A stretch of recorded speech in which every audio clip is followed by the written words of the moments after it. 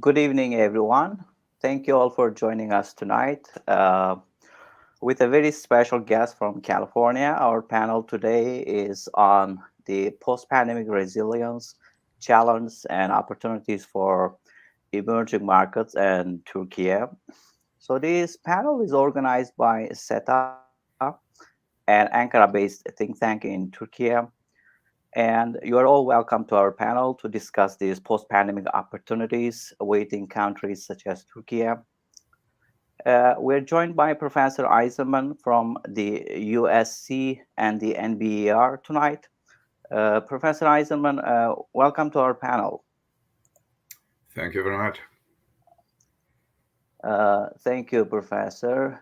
It is actually a great honor to host you tonight. And we are very much excited and eager to hear what you have to say. I would like to briefly introduce Professor Aizenman. Professor Aizenman is a renowned economist from California, an expert on developing world actually, and on emerging market economies, one of the most cited economists.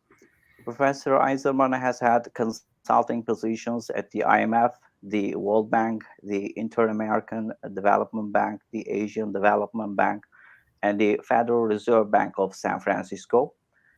He has worked at UCSC, the Dartmouth College, the Hebrew University, at the University of Chicago Graduate School of Business, UPenn, and he currently serves as Dachshund Chair in Economics and International Relations at USC and a Research Associate for the NBER. Professor Aizenman's research focuses on a wide range of open economy, macro, commercial, and financial policies, crises in the emerging markets, foreign direct investment, capital controls, and exchange rate regimes. Professor Aizenman, before I leave the stage to you, I would like to start with a very brief intro, very brief introduction. Sure. In this new post-pandemic era, national economies, they are dealing with many internal and external dynamics and factors, including the recent inflationary and recessionary trends, rising commodity prices all over the world, war in Ukraine, broken supply chains, the COVID lockdowns, even nowadays, actually. And the world economy, it witnesses shifts in productive economies, supply centers, and logistic lines, and the economic transformation and new paradigms, they are shaping the post-COVID, post-war world economy. National economies, geostrategic, geoeconomic, geopolitical conditions, they are all effectively deciding even the fate of an economy and their macro performances. The COVID 19 outbreak and the opportunities created by the new global economic order in the aftermath of this outbreak, they are, of course, extremely important and they need to be taken into account, of course. And with that in mind, we are, of course, curious to hear about the post pandemic resilience and opportunities, challenges for countries such as Turkey. And now, with the great privilege of hosting you, Professor Aizenman, the floor is yours. Thank you very much for the kind introduction. And this is a quite informal presentation. In fact, I am sitting in the room of one of my grandkids. And also, I delivered this PowerPoint yesterday evening. Nevertheless, the topic is very important. And I would like to focus first on Turkey, my interpretation of challenges and opportunities. And of course, whatever that you'll hear reflects on my views and not any of the institutions that I was or I am affiliated. And maybe I'll close by looking at the challenges and opportunities in Asia to give a more globalized perspective of Turkey. And of course, I'd be happy also to try to answer your questions. Feel free if you have any clarifying question to ask while I am discussing these transparencies. So looking at the challenges and opportunities, we know that the coordinated effort of first the US to end the quantitative easing and the easy money policy in the context of the inflation triggered also similar effort of the ECB. And of course, once that these forces are unleashed, it impacts practically all countries. First, because the US dollar remains the dominant currency, like it or not. And the ECB and the US together are controlling policies for practically close to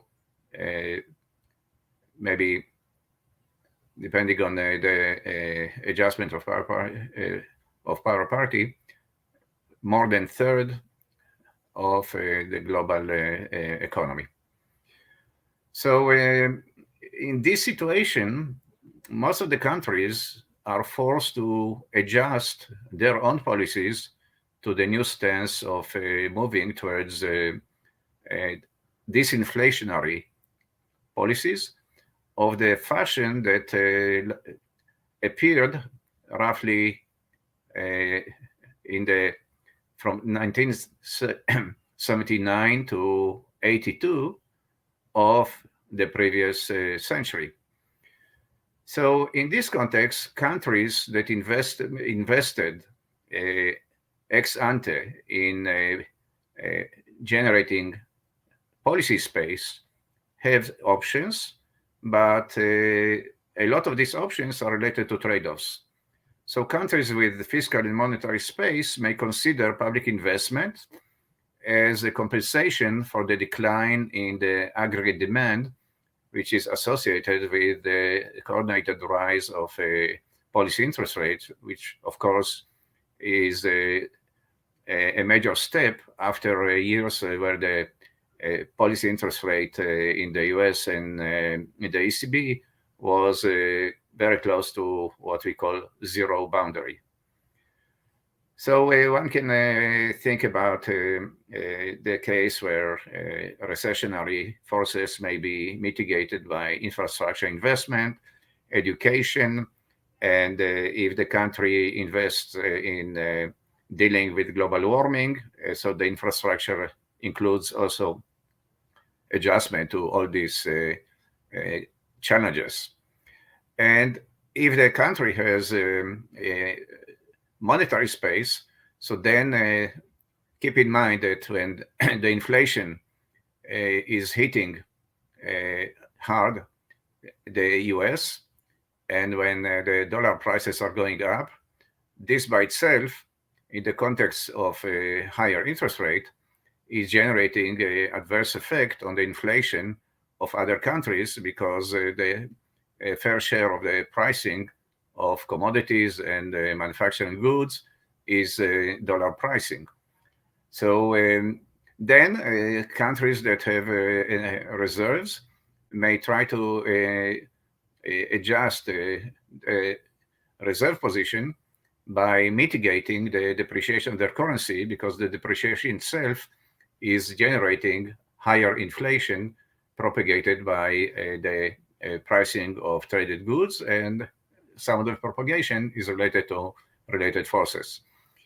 Now, Turkey is constrained in this situation by several factors. First, the funding of current account deficits remains a top priority of Turkey. And in this context, the spreads, what is known as the CDS spreads, which is the cost of, if you wish, insuring against default, this year fluctuates between 5% to 9%, and this implies that external borrowing is expensive, but I believe essential for the future growth of any country that relies at the margin on external funding, as is the case of countries that are running current account deficits. This also implies that the net return from investment is lower due to the risk premium. The unemployment in Turkey has been relatively high even before the present interest rate tightening cycle of the US and the ECB. So let me double check if I can switch to the next. Okay, I see the switching option. I hope that I see. Yeah. So here you can see the report of Bloomberg that goes back half a year ago.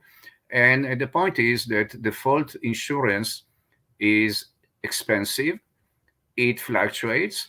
In the middle of the year, it appeared to be close to 8%. Now I believe it's closer to 5%. So this is, of course, not unique to Turkey, but if we are talking about aspirations of investing in the future, so this is definitely an issue that constrains the path going forward. Turkey's unemployment remains relatively high. It declined in the past years, but it is about 10%. So in relative terms, it's definitely a challenge for a country that is relatively young in terms of the distribution of the population. And this by itself suggests that if there is a proper policy space, definitely it's proper to do what it takes to increase the employment, preferably in the direction of activities that are offering a high private and social return.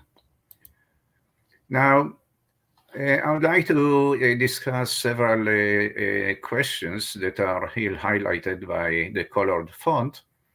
So the new investment, production, employment, and export-based economy model may help Turkey overcome the middle income trap. So let us hope that this assertion is correct. Let me raise some issues that one should keep in mind.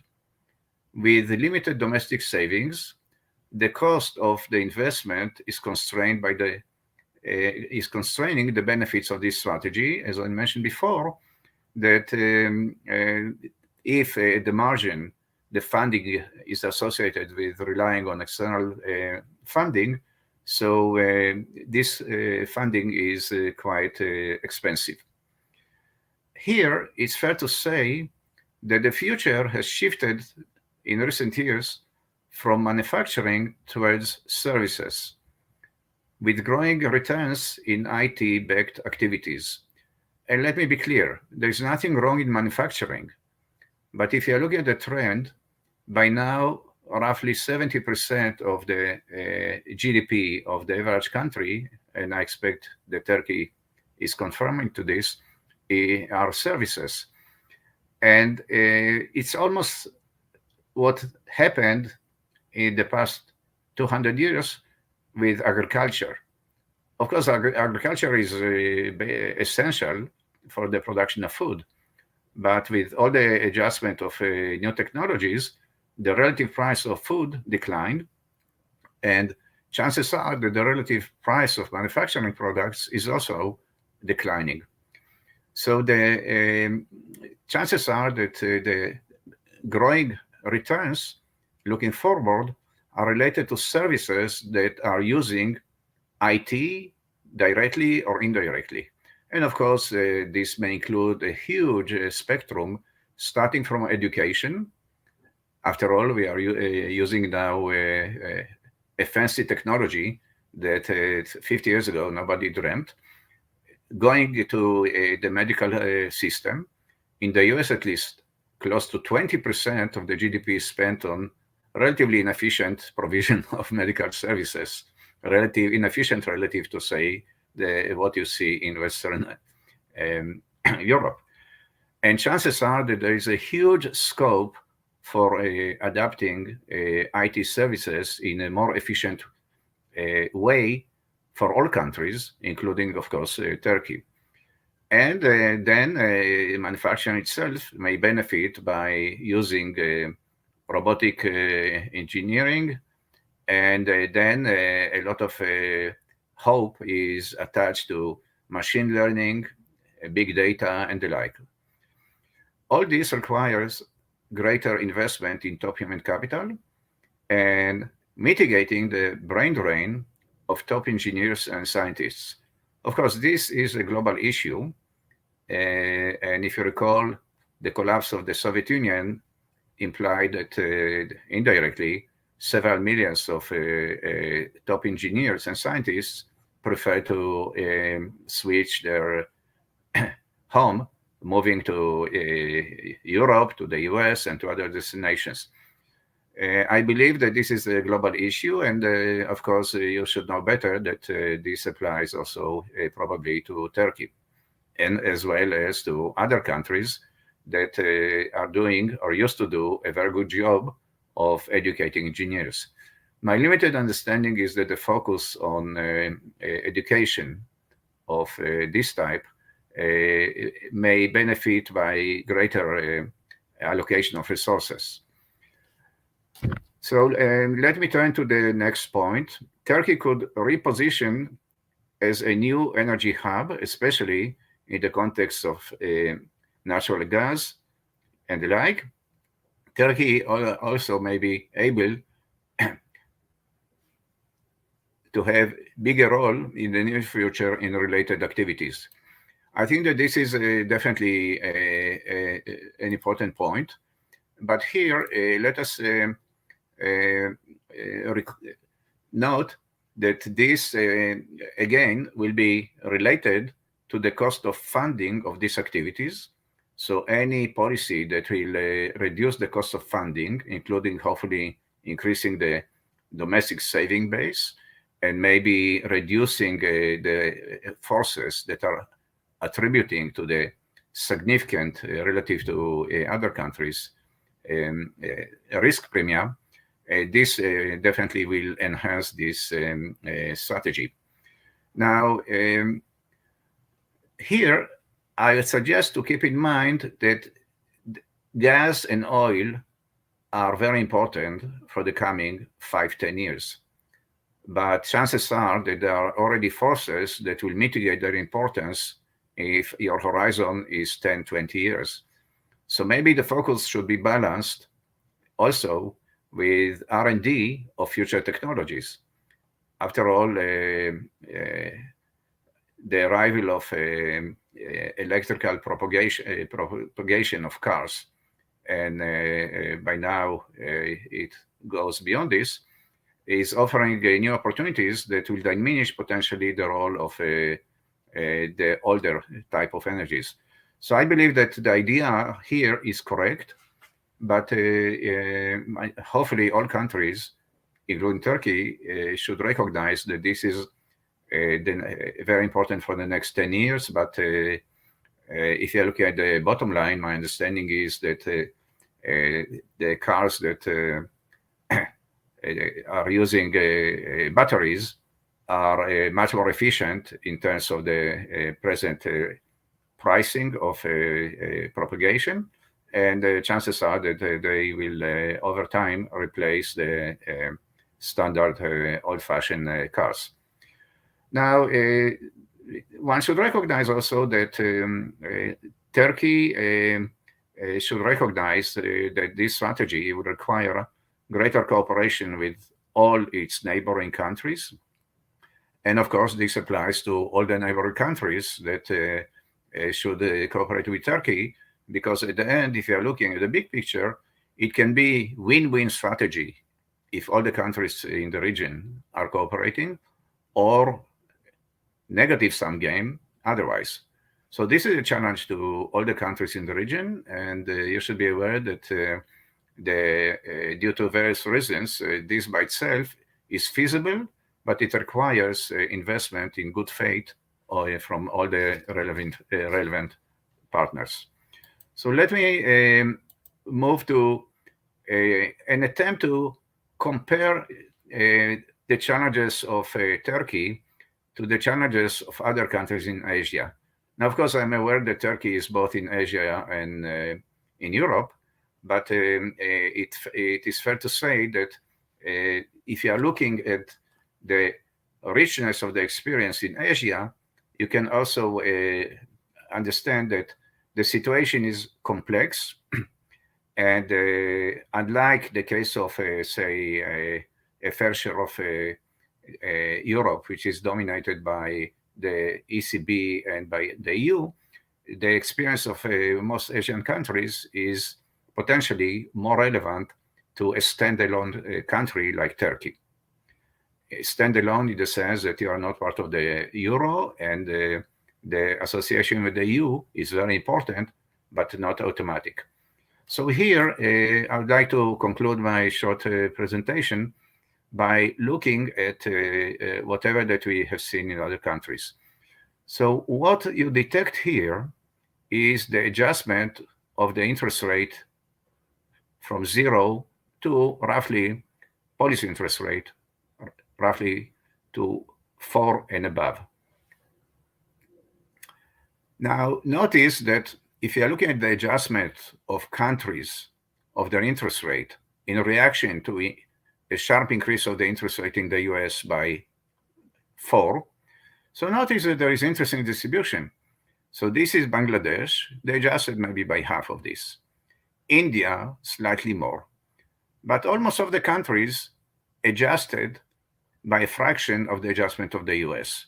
There are, of course, exceptions. The Philippines adjusted still below the 4%, but closer. And Hong Kong also closer to 4%. South Korea by less, and the like. So the bottom line, and Japan, of course, the adjustment, you need magnifying glasses to see.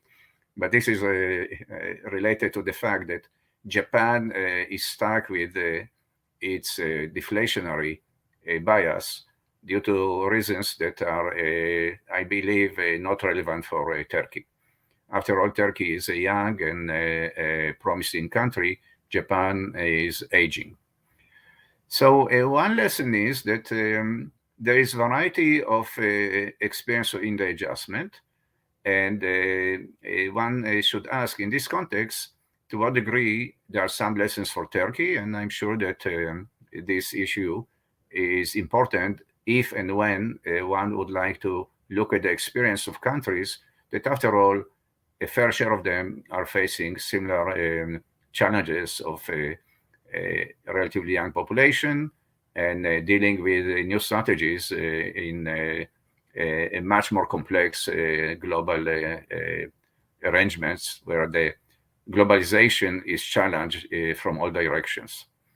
So let me turn now to the fact that important inflation meant also that currency defense may be important. Now, let me explain what's going on here. I mentioned before that the effect of the higher interest rate in the US is that the strength of the dollar increased.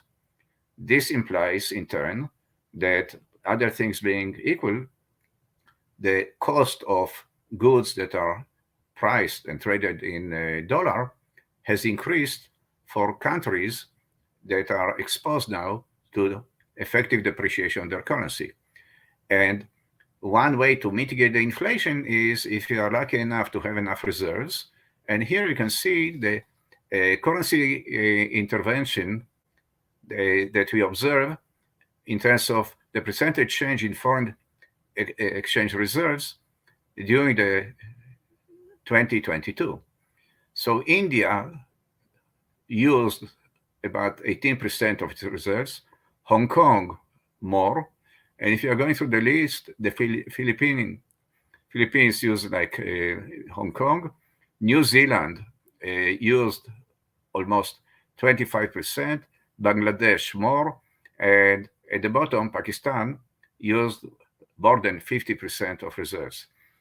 Now, this may help in the transition, and definitely some countries that started with high enough reserve position managed to increase the interest rate by less and maybe managed to mitigate the internal inflation by using reserves. My understanding is that Turkey is not exactly endowed with plenty of reserves. So, of course, this is constraining its ability to mitigate the process. And the outcome is also that the inflation in Turkey definitely has increased, not because of any problems of Turkey, simply because of the, if you wish, the global adjustment that was induced by the decision of the US to do what it takes to fight the ongoing inflation. And of course, the ECB Professor, followed. Yes, please. if I may, actually, just to add one small point here, Turkey actually increased its reserves in the past 1 year. So they went up from about 109 billion US dollar, the gross reserves. It went up from that point to now it's close to 125 billion US dollar. So the reserves are up a little bit. But of course, Turkey used some other measures like the exchange rate protected accounts to deal with the exchange rate movements. I'm aware of this, but the point here is that notice that countries that had plenty of reserves entering January 2020, 2022, followed the opposite policy. So I'm aware of what you are saying, but the point is that let us recall that the decision to increase the policy interest rate in the US happened in 2022. And countries that were loaded before with plenty of reserves are using their initial position to mitigate the inflation. So the point that I'm trying to make is, I think that Turkey increased their reserves, and I understand why. But because Turkey started with little relatively reserves, because some of the countries here in East Asia are sitting on, say, reserve to GDP ratio of 25%. So then they invested in the past in enough policy space. And of course, once that they are in Pakistan, if they are using 55% of their reserves, chances are that they will not be able to keep doing it. So in the context of Turkey, what you are saying may be good news for the future if the need will arise. And this is an important point that are related to the fact that I didn't mention before, that all countries are exposed now to tail risks. And from the point of view of, say, Turkey and all the countries that you see here, one tail risk is, of course, that if the US is deciding due to its own internal priorities to end the era of easy money and to increase the policy interest rate, this by itself increases the tail risk of global financial crisis. And even if there is no global financial crisis, it increases the tail risk that maybe there be a pressure, a threat of a crisis that will generate a rise in VIX, which typically is a signal of limited tolerance of the global investor to invest in foreign countries.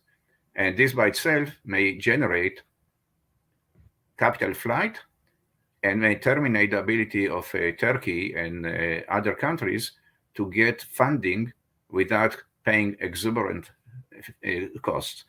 So one may argue that a mechanism to hedge yourself is precisely to accumulate reserves.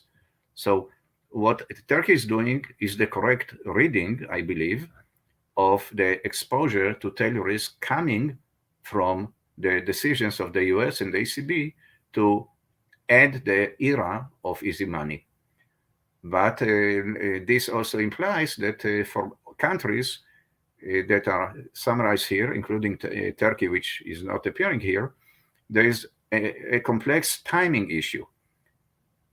First, when to accumulate reserves. Next, when to spend them. So countries that manage to accumulate reserves from the end of the global financial crisis until the COVID crisis manage to use this policy space.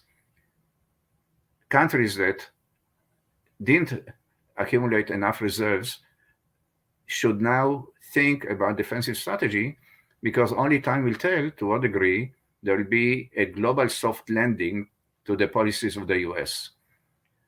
The Fed initially believed that they are credible enough such that there will be a global lending of the soft type. Now, I think that the market is more agnostic. There is debate, and countries that are that have accumulated more reserves, or countries that are that have accumulated deeper sovereign wealth funds, are better positioned to deal with this tail risk. Now, of course, the tail risk here is coming from the US, but nevertheless, this is a tail risk that may hit most emerging markets. So let me maybe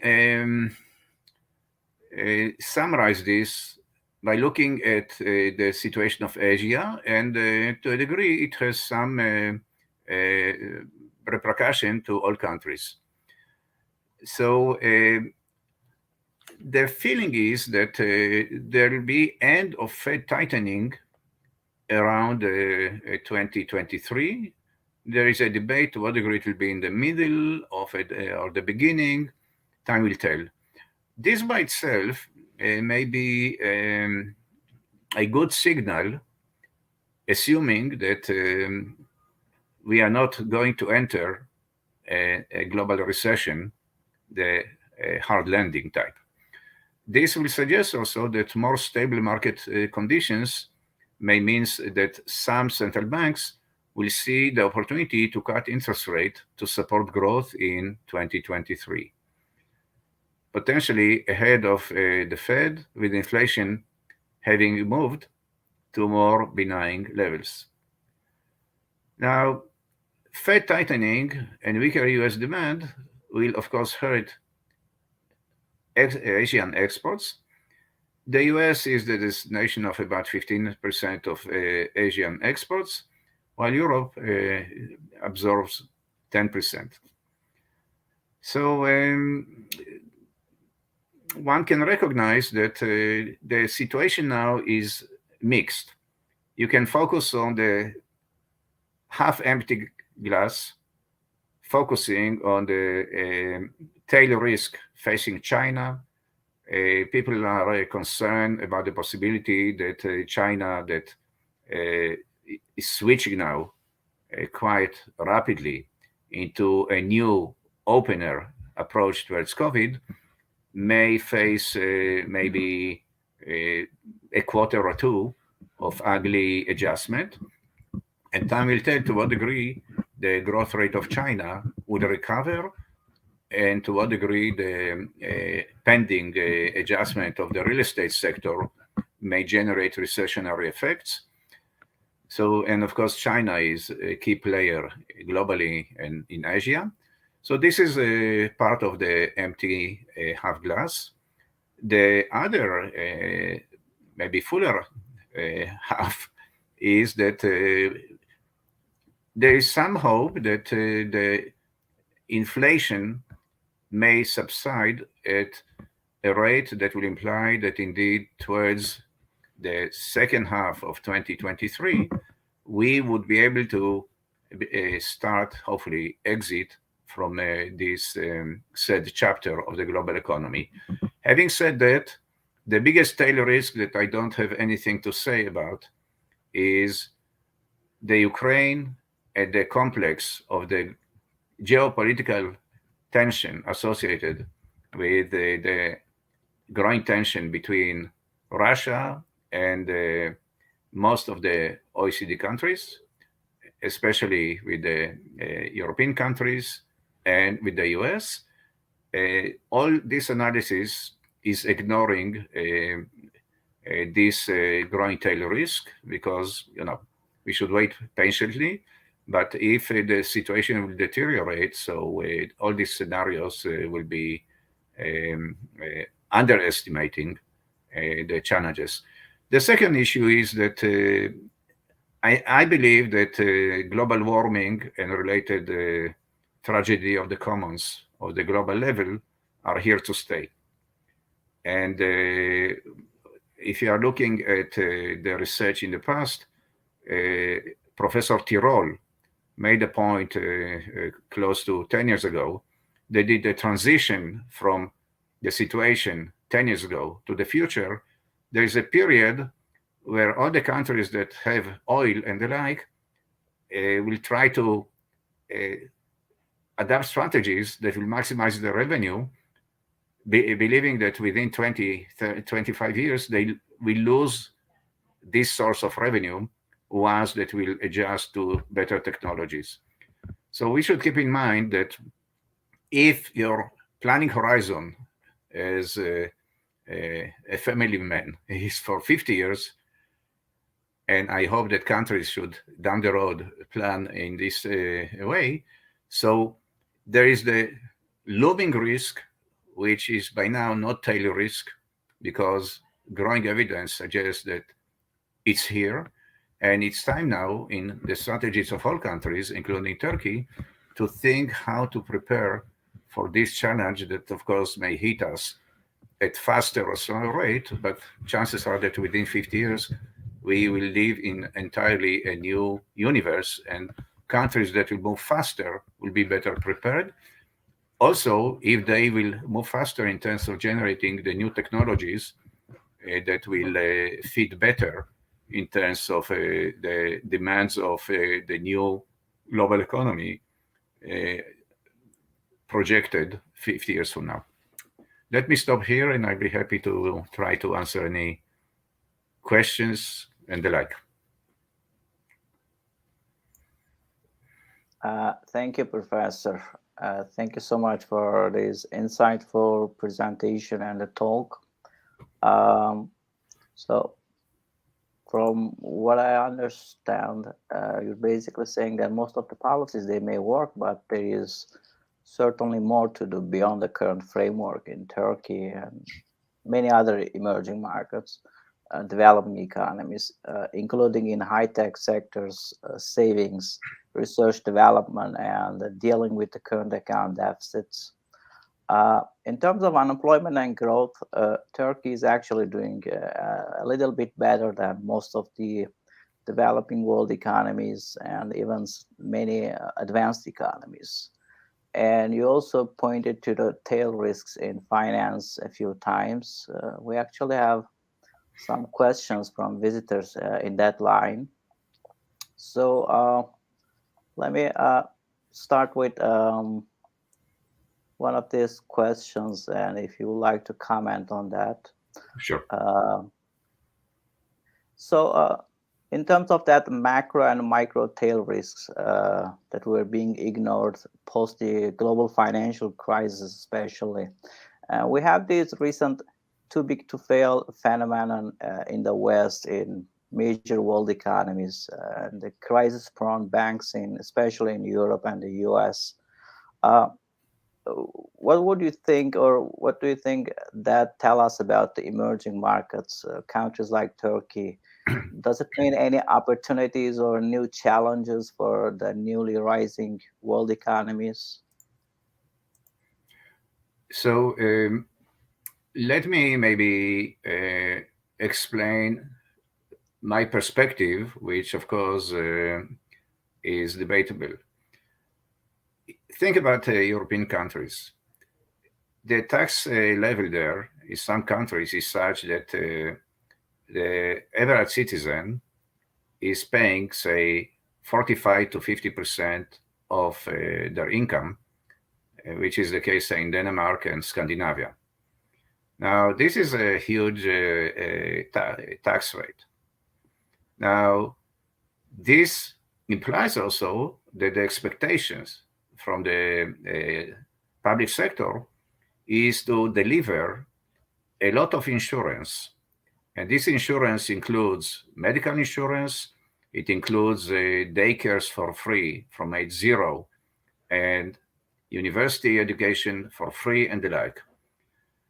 And it makes sense also for the citizens there to expect that if the regime is messing in terms of a regulatory structure of banking, if there is a banking crisis, then the expectation is not to allow the repetition of the Great Depression, but bailing out banks. So this is something that explains the fact that whatever is the rhetorics of the ECB, and whatever is the rhetorics of the Fed, if there will be a systemic banking crisis, there'll be this too big to fail. And the logic is simple. 200 years ago, in the US, we paid on average maybe 3% of taxes, mostly in the form of a custom, a tax on trade, to fund the siege of the army. And nobody expected any deep insurance for such 3 or 4% of the income that we are paying to fund the military and the lean administration. And of course, by now in California, the tax rate is such that it's not yet at the European level, but it is approaching rapidly. So if you are adding to the federal tax, and so the bottom line, I think that for the OECD countries, the cost of paying high taxes by the average consumer is expectations that will be fulfilled. Now, the case of emerging markets is more challenging. But look at China. China is still not affluent, but I think that the speculation of the market is that if there be a systemic collapse of the real estate market, the regime will do what it takes to do a bailout of the type of too big to fail. Now, Turkey may be in between maybe China and the US in terms of these issues. So my take is the depth of the bailout is frequently related to the quality of supervision before. And the US committed the sin of ignoring bank supervision under the management of Alan Greenspan, because Alan came from a tradition believing that the private sector shouldn't be regulated because this is happy capitalism. They don't want to adopt policies that may lead to their bankruptcy. And of course, this turned out to be a mistaken perception. And we know that if I am running a bank, there are various ways to rob the bank that in a way that will benefit me if there is no regulation. And if you are looking at the recent weeks, we have seen shadow banking activity of apparently related dimensions in the context of bitcoins and the like. But let me skip the details. So the bottom line, my recommendation to all countries is to regulate much more tightly shadow banking and to focus on regulation of all the systemic banks, including the mid-sized banks, because mid-sized banks may be not huge, but if you have 100 mid-sized banks, if they move in the same correlated way, they may generate the next systemic crisis. And I think that a fair share of tightening of regulations has been achieved. I hope that also in Turkey. I am aware that the public debt to GDP of Turkey is relatively low. And this is important if there will be a need to bail out any systemic sector. But the best is to invest ex ante in mitigating the tendency of smart entrepreneurs that are part of the shadow banking to use leverage. And in this context, a smart entrepreneur without regulation may generate policies that at the end will have a possibility that head I win, if tail I lose, so then the taxpayer will pay for the loss.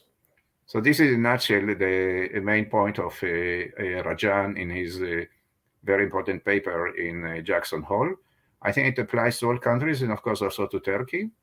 And it's a challenge because you cannot claim that, hey, I reached nirvana with perfect regulation. My view is the opposite.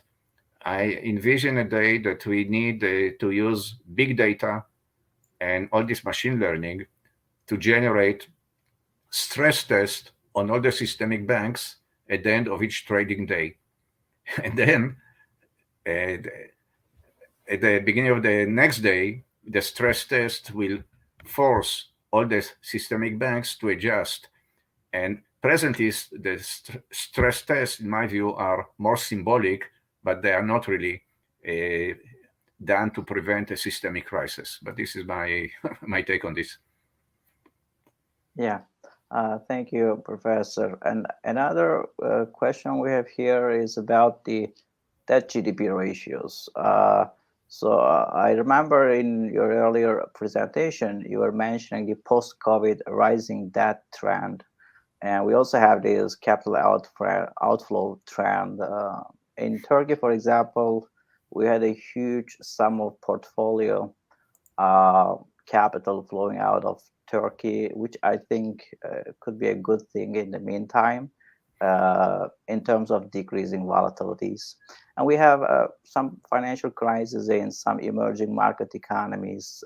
There is this discussion about the original sin in, especially in terms of the crisis in South Asian economies. They are dealing with a new currency or debt crisis. Some of them they are running out of reserves, and there is this inflation surging all around the world, huge exchange rate volatilities. And again, in Turkey, actually, in the past 4 or 5 months, exchange rate volatility has been very, very low. But the question is, does Turkey, with a relatively lower debt GDP ratio, which currently is below 40%, does it mean any competitive or comparative advantage for a country like Turkey amongst the rising economies? That's a very good question. And again, my assessment is that it's hard to say yes or no. And let me explain why. The fact that the public debt to GDP is relatively low suggests that if there will be any calamity impacting Turkey, and I can envision various calamities that are related to natural calamities or frictions, wars, and the like. So then internally, the relatively low public debt to GDP may allow a fiscal space that is very important in dealing with this emergency. Having said that, to my knowledge, the very low public debt to GDP still have not generated significant demand of international investors for some of this public debt. So this suggests to me that it's good news that the public debt to GDP is low in Turkey because this allows dealing with internal funding of bailing out, or if you wish, dealing with natural calamities, wars, and the like. On the other hand, this is not solving the issue that we discussed before, how to fund all the nice projects that Turkey hopefully will invest in the future. And the reason is that at the margin, the government shouldn't fund the private sector or the quasi-private sector projects, and a lot of the funding is relying on external funding. And notice that despite the fact that the public debt to GDP of Turkey is low, still you are paying quite a high risk premium. So my point is that Turkey, to my knowledge, has not reached the stage of overcoming a fair share of the original sin. But of course, this is not a mystery, because if there is a high inflation and there is no signal at this stage that there is commitment to reduce the inflation, so then for a foreign party, purchasing a Turkish debt is very expensive or is risky. So they prefer to deal with funding that is of the type of costly, potentially very costly funding in dollar. So if you wish, lending to Turkey at a hefty risk premium. So my point is, for Turkey, it's a mixed message. It implies that if there'll be a way to mitigate the inflation and to increase the saving base to mitigate the reliance on outside funding, good things will happen, and it takes time. So if you are looking, say, at the history of, say, Indonesia, Indonesia is poorer than Turkey. But by now, a fair share of the domestic debt of Indonesia is demanded by the international community. So there are various ways of managing the challenges of Turkey. But here, if you are looking at some of the countries in East Asia, Vietnam and I mentioned Indonesia, solve to a degree a fair share of what is known as the original sin, because they are viewed as the coming emerging tigers or quasi-tigers. And local investors so far seem to be happy to, if you wish, buy their bonds in local currency. So down the road, it will be a challenge for Turkey to find down the road a compromise that will move from the present configuration towards the configuration that some countries in East Asia benefit, because this implies also that the funding of all the infrastructure investment and all the, if you wish, the switch of